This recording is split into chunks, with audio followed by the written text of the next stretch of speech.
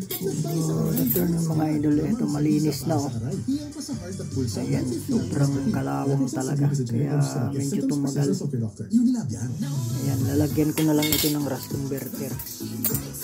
Ayan, malinis na.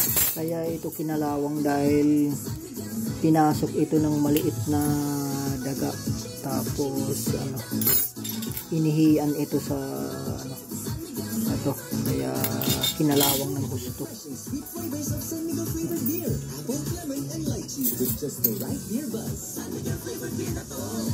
Malinis na to.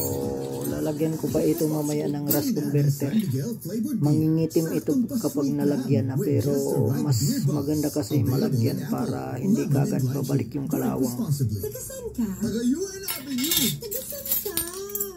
So mamaya asimbulin ko na ito. Blessed day everyone. Ako po si Venus Ra.